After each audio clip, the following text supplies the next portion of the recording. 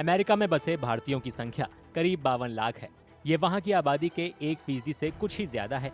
Vote देने वाले अमेरिकी भारतीयों की संख्या 1% से भी कम है। फिर भी डेमोक्रेट और रिपब्लिकन उम्मीदवार देश के दूसरे सबसे बड़े अप्रवासी समुदाय का समर्थन पाने की हर मुमकिन कोशिश कर रहे हैं।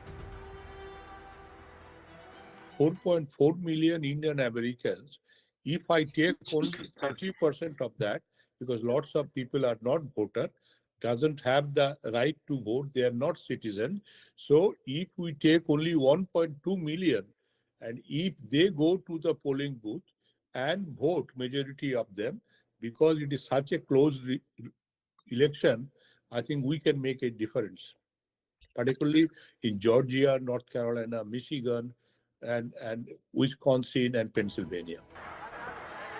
अमेरिका के 1/3 प्रवासी भारतीयों का जन्म वहीं हुआ है। वे कई सेक्टर में अहम भूमिका निभाते हैं। अमेरिका के विकास में भारतीय समुदाय का अहम योगदान है,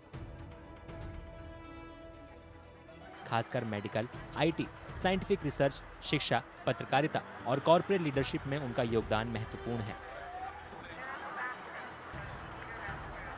Well, Indian diaspora has become very powerful lately. Number one, because of their prosperity, they have done very well in business and in service sector. They have become very rich. They have money power. They donate liberally to political parties, and they've become influential members of the political parties. And they are participating in elections. भारतीय अमेरिकी वहाँ के कई छोटे बड़े व्यवसायों के या तो मालिक हैं या उनका संचालन कर रोजगार पैदा कर रहे हैं। एशियाई अमेरिकियों में उनकी आय सबसे ज्यादा है, लिहाजा चुनाव में भारतीय प्रवासियों के वोट महत्वपूर्ण होंगे। नतीजा ये है कि चुनावी मौसम में भारतीय अमेरिकियों का समर्थन और वोट पाना डेमोक्रेट और रिपब्लिकन दोनों का प्रमुख एजेंडा बन गया है।